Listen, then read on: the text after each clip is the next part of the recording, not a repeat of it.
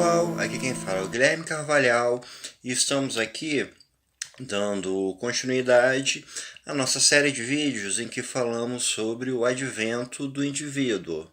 Então, você que ainda não se inscreveu, se inscreve e não deixa de curtir o nosso vídeo para ajudar o canal, tá ok? No vídeo de hoje, vamos falar sobre o advento do indivíduo, sobre esse histórico de pensamento, dessa vez pensando pela perspectiva de um autor inglês chamado Thomas Hobbes. É um autor do século XVII, é um racionalista, ele veio na sequência do pensamento cartesiano e sua maior obra é um livro chamado Leviatã. Para a gente compreender o pensamento do Hobbes, inicialmente a gente tem que pensar que ele é um contratualista. Os contratualistas foram pensadores que partiram do princípio de que o ser humano vivia no estado de natureza, por algum motivo assinam um contrato entre eles e esse contrato dá origem ao Estado. E com a origem do Estado surge a sociedade civil. E também a gente tem que pensar que Hobbes é um jusnaturalista. O que é o jusnaturalista? Jus é o prefixo, né, da palavra justiça, que tem um significado aí de direito, né, de lei. E naturalista é referente ao nascimento, ou seja, jusnaturalista é o autor que pensa que o indivíduo tem direitos de nascimento, existem direitos que são inerentes ao ser humano. É uma corrente, por exemplo, que é diferente do direito positivo.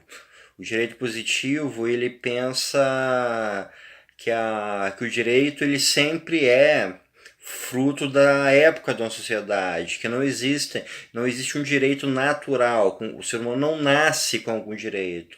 O direito sempre vai ser uma construção social. Então, o Hobbes ele é da corrente que pensa que o ser humano nasce com o direito natural.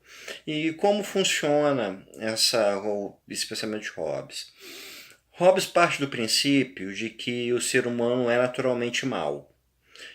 A frase clássica dele diz, né, o homem é o lobo do homem, ou seja, o ser humano no estado de natureza é um estado perpétuo de guerra, de luta entre si, de um matar o outro. Então, para acabar com esse estado de violência, o estado natural violento, os seres humanos assinam um contrato entre si que cria o Estado, e o Estado é o responsável por inibir a violência entre as pessoas. E Hobbes, então, vai pensar como deve funcionar esse Estado. Ele, por ser um racionalista, ele foi o primeiro a pensar a estrutura do Estado por uma perspectiva racional. Segundo Hobbes, a legitimidade do Estado ela não vem de um direito real. O rei não é o rei porque Deus lhe concedeu esse status, ele não é o rei porque ele tem sangue azul, porque ele é superior aos demais, não. O rei é o rei porque as pessoas lhe concederam o poder. Então, a própria população legitima esse poder. Então, a gente pode perceber que o Hobbes dá uma visão racional, muito condizente com o pensamento da época. Então, ele vai pensar toda uma estrutura de Estado, todo um funcionamento de Estado que segue a base dessa perspectiva pela qual o Estado foi criado, que é a de coibir a violência do ser humano, de inibir que o ser humano seja mau, de proteger o cidadão. Então, como eu falei, ele é um juiz naturalista, as pessoas vão abrir mão do seu direito de defesa, vão passá-lo ao Estado para garantir um outro direito seu, que é o direito à vida, o direito à segurança, a esses direitos naturais. Então, o Estado se torna um monopolizador da violência, do uso legítimo da violência. E qual é a perspectiva do indivíduo dentro dessa lógica de Hobbes, já que é o que interessa dentro dessa série de vídeos que a gente está falando? A figura do indivíduo, a gente vai pensar na sua relação com esse estado que ele mesmo cria. Então, se o indivíduo é quem legitima o poder do Estado, qual é a relação dele? Qual é a responsabilidade desse indivíduo? Se o indivíduo é naturalmente mau, o que ele deve fazer para evitar isso? Como deve ser a relação dele, que é um ser mau, com o Estado, com a entidade superior? Ele pode questionar essa instituição? Ele deve se manter sempre quieto? O rei sempre vai ter a razão? Ele deve sempre abaixar a cabeça? Como fica, por exemplo, exercícios de liberdade, o exercício do livre-arbítrio, conforme a gente viu nos vídeos anteriores? Como é a relação do ser humano enquanto uma criatura autônoma, a gente também viu nos vídeos anteriores, perante esse estado.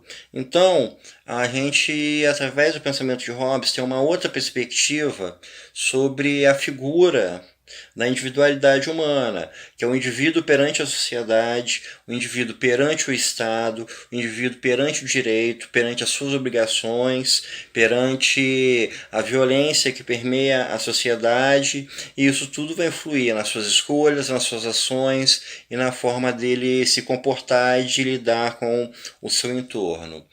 Essa perspectiva dos tempos atuais, como ela funciona?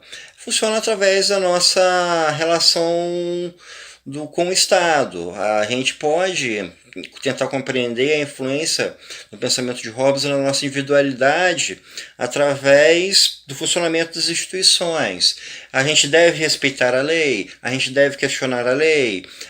Se um policial nos para, a gente deve obedecer, a gente deve confrontar, mas não somos nós que legitimamos o poder do Estado, então nós podemos questionar o Estado. Ao mesmo tempo, é o Estado que tem o poder de inibir as nossas más ações, o nosso mau comportamento. Se uma pessoa é parada numa blitz embriagado, e dirigir embriagado é contra a lei, ela tem o direito de questionar, ela vai estar, no caso, no aspecto do lobo, do que está fazendo mal ao outro ser humano. Então, a perspectiva a gente faz aqui do Hobbes no contexto da individualidade, é essa correlação do indivíduo com o Estado, com as outras pessoas, com o direito. E a gente deve sempre tentar pensar em como isso tudo continua presente nos dias de hoje, como é um debate extremamente relevante para a gente tentar entender o ser humano por essa perspectiva.